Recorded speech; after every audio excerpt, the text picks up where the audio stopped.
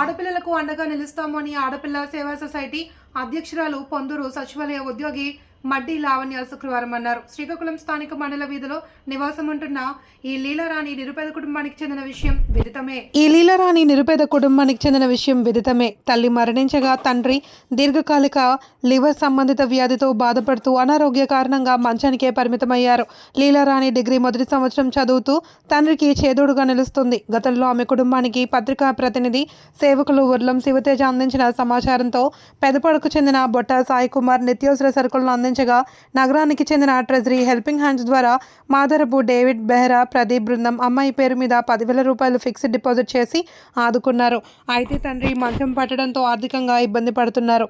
కనీసం ఇంతే అద్దె కట్టడానికి కూడా స్తోమత లేకపోవడంతో విషయాన్ని శివతేజ ద్వారా తెలుసుకున్న ఆడపిల్ల సేవా సొసైటీ మడ్డి లావణ్య ప్రతి నెల ఇంటి అద్దె కట్టడానికి ముందుకు వచ్చి ఈ రోజు 2 నెలలకు సరిపడే నిత్యావసర సరుకులను ఇచ్చి మాట్లాడుతూ ఆడపిల్లలను ఆదుకోవాలనే ఉద్దేశంతో ఆడపిల్ల సేవా సొసైటీ స్థాపించామని, అటువంటి విద్యార్థులకు పిల్లలకు ఎటువంటి సహాయక కావాలన్నా మా వంతు సాయం అందిస్తామన్నారు.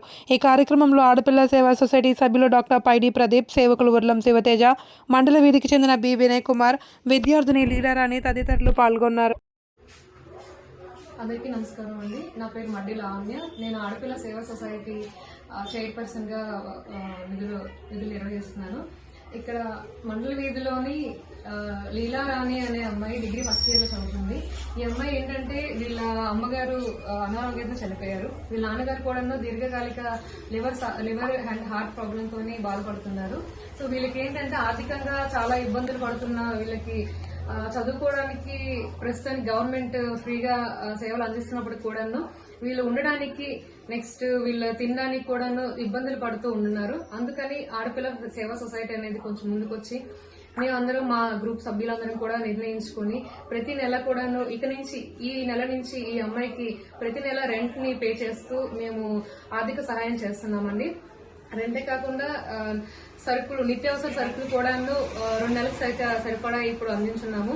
ఇక మీదటి కూడాను ఈ అమ్మాయికి ఆర్థికంగా next moral values, ethical values ప్రతి విషయాల్లో కూడాను ఒక సొంత చెల్లిగా మేము భావించి ఈ అమ్మాయిని అన్ని విధాలుగా ఆదుకుంటామని తెలియజేస్తున్నామండి. Thank you.